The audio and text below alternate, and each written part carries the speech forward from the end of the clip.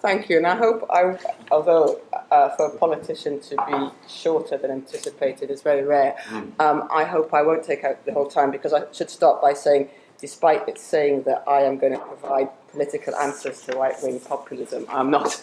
I do not have the solution to that. What I can do, what I would say, is that is our experience in Newcastle and some of the thoughts and the conclusions that I came to as a consequence of that.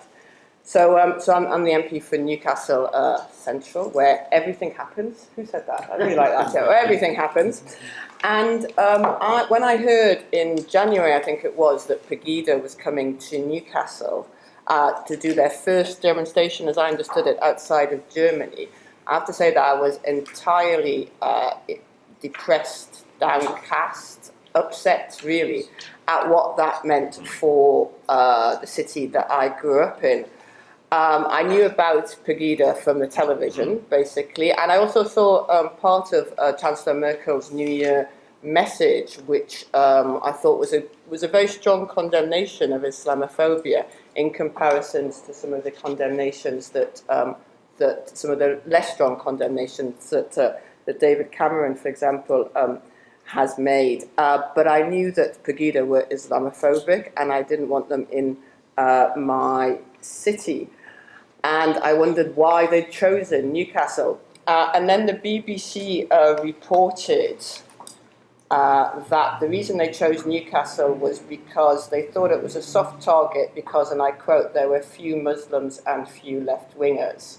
And at that, I laughed out loud because clearly they had absolutely no knowledge of our city. I mean, it's true that Newcastle, the Muslim population in Newcastle is just 6.3%, which is far less than, say, Birmingham or Bradford. But actually, South Shields, just down the coast from us, has Britain's longest-standing Muslim community, Yemeni Muslims. And as I said, everything happens in Newcastle. Muhammad Ali had his marriage vows solemnized in the mosque in South Shields. So the Muslim community is long-standing, it's well-respected, and it's very visible. And when it comes to left-wingers, well, 12 out of the 12 possible MPs on Tyneside are Labour. And for many still in Newcastle, the Labour Party forms part of family culture. As well as being a part of the history, the labour movement. We have the highest rate of trade unionism in the country, for example. And and that's not to suggest, I want to be careful not to suggest that there is no history of racism in Newcastle. I grew up in Newcastle, as I said, in the 70s, and I suffered from physical and psychological, if you like, abuse by the National Front, as it then was, who wanted to make clear that their view that the Geordie identity was not compatible with brown skin. And I remembered it very personally, that the sense of isolation that caused.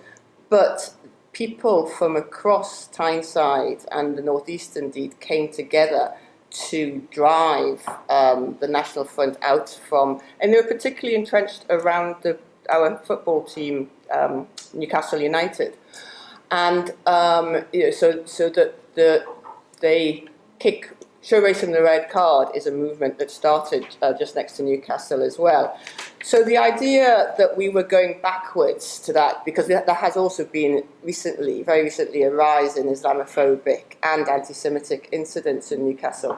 So the idea that we were going backwards, I found quite horrific, and also that Pegida coming at this moment would exacerbate that and make it worse, where there were community tensions.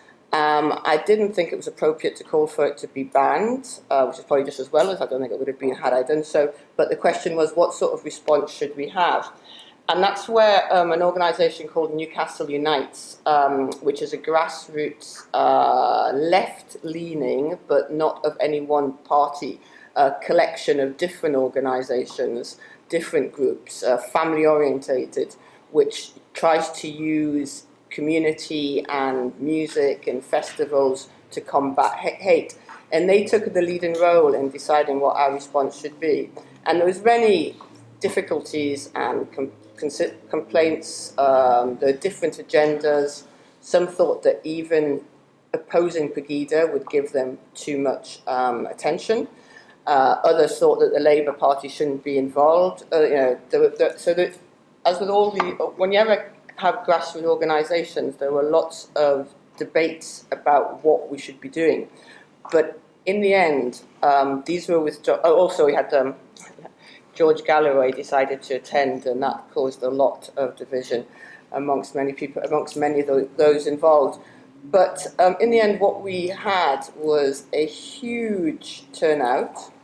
People, we had it opened with prayers from Jewish, Muslim, and Christian leaders, and we had speakers. We had Speaker Arnie Letts from Dresden, the SDP MEP from Dresden, came over. We also had MEPs, trade union leaders, faith leaders. We had song, we had dance. Sounds like a song. We also had our Newcastle United Supporters Trust spoke, and they were very powerful because particularly they were outraged at the idea that any Muslim supporter of Newcastle United would be targeted, or we have a number of Muslim players that they wouldn't be appreciated. And overall, whereas the Pegida rally was about 200 people, most of them clearly from the EDL or the Old National Front. 5 of them were arrested. None of the anti-Pegida rally were arrested. And many people actually said to me that it made them proud to be a Geordie. I should say that people from Teesside and all over the region came, but many said it made them proud to be a Geordie. And the Newcastle footballing chant, Newcastle United will never be defeated, was taken up by the crowd and given a new significance as a statement of multiple identities coming together, as well as the fact that we hope Newcastle United will win a football match one of these days. And sort of in the afternoon, after the event, Pat Cissé, who is one of our Muslim strikers, scored the winning goal. And one of the somebody tweeted, "These Muslims coming over here, scoring goals, improving our football," and which was retweeted by many fans as well. So I suppose if I was to draw conclusions, I would say that it was a great platform to show Newcastle as a city that has different communities. It's not about ignoring different communities who feel stronger together than separately. That collectivism, as is part of the history of Newcastle, can be a populist agenda, just as hatred and division can be. And that people do care about their neighbour and need to be given the appropriate ways to voice that. There was an interesting debate on Twitter and social media about, there were a number of UKIP supporters who said they weren't racist, who went to but clearly an organisation who targets one religion is racist or Islamophobic. And I think that the conclusion is that we need engagement, we need strong support for particularly working class representation, which we don't have in this country. But we need absolutely no compromise when it comes to Islamophobia or any kind of prejudice or bigotry.